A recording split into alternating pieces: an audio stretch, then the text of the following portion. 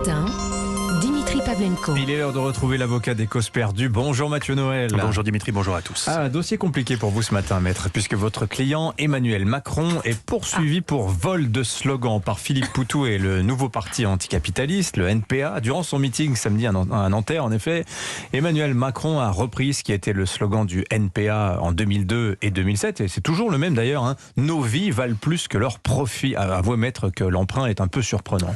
Surprenant, quand on ne connaît pas mon client, monsieur Pavlenko. Évidemment, si on a d'Emmanuel Macron une vision faussée, tronquée par l'écoute répétée des éditos de monsieur Bétou, qui s'acharne à nous le dépeindre comme un homme de droite, alors oui, on peut s'étonner de découvrir chez notre président une jambe gauche si musclée. Mais quand on le connaît un peu, comme c'est mon cas, ça n'a rien de choquant. Moi, par exemple, j'étais en maraude avec lui, pas plus tard qu'hier.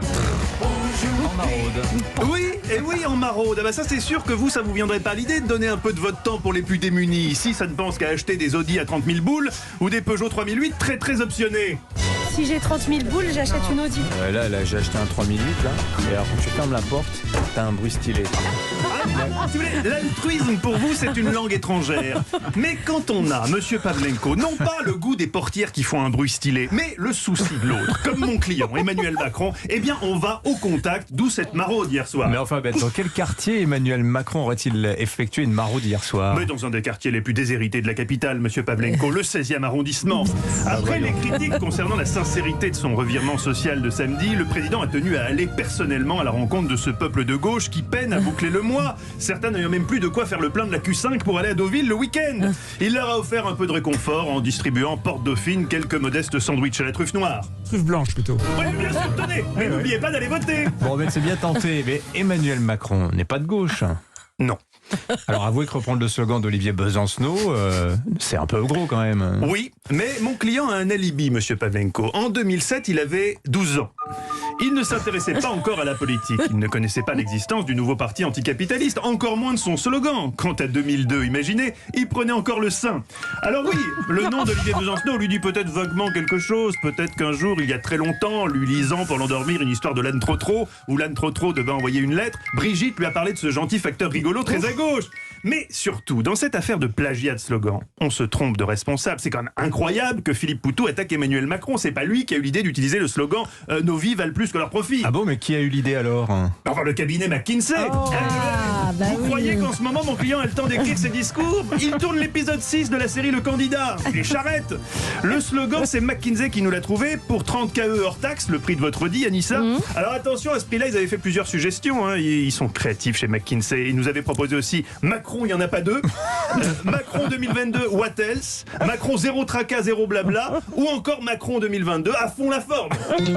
Eh bien, on avait l'embarras du choix, vous voyez, avec McKinsey. Comme le cœur de mon client bat viscéralement à gauche, enfin viscéralement en tout cas depuis la dernière enquête Opinionway où on voit que Mélenchon monte, on a choisi nos vies valent plus que leurs profits. Alors, je sais ce que vous allez me dire, des profits, mon client en a déjà fait à l'époque où il travaillait en banque d'affaires. C'est vrai. Mais vous savez, même là-bas, attention, mon client était à la gauche de chez Rothschild. Lorsqu'il a conseillé le rachat par Nestlé de la filiale lait infantile de Pfizer, par exemple, on a parlé de méga deal, de grosses com, mais qu'est-ce qui l'a motivé à le faire d'après vous? C'est le chèque. Et non, Dimitri, non. Vous l'auriez fait pour le chèque, avec cette arrière-pensée très droitière de vous payer un échappement sport à Krapovic bivalve pour la 3008.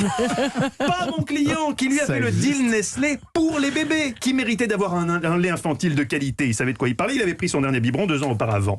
Alors voyez, monsieur Pavlenko, je vous trouve un peu dur quand vous sous-entendez que mon client fait semblant d'être de gauche. Personnellement, je trouve que c'était assez bien imité, mieux en tout cas que quand vous faites Jean Lassalle hors antenne pour amuser les stagiaires. Je suis un candidat de merde.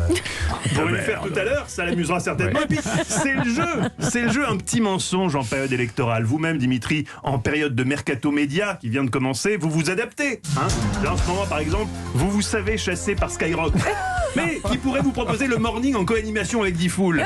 Vous vous adaptez en disant n'importe quoi. Joule, c'est un génie de la musique. Mais c'est normal, c'est le mercato. Alors, Macron est de gauche, c'est normal, l'élection est dans 6 jours. Je vous laisse, on m'attend à l'Élysée pour le biberon de 8 heures. Il faudrait mettre l'intégralité de la phrase, c'était pas tout à fait le sens du message. C'est que vous écoutez Jules dans la 3008. Vous êtes fan de Jules dans la 3008 parce que vous avez pris l'option son Bose. Non, et ça, c'est encore une option très chère. Je disais à un mec qui écrit 27 morceaux par semaine, j'ai quand même des doutes sur le fait qu'il puisse être un génie de la musique. Voilà, c'est vrai, il y a eu le début de la phrase. Ça compte. Merci. N'insultez pas l'avenir, n'insultez pas Skyrock.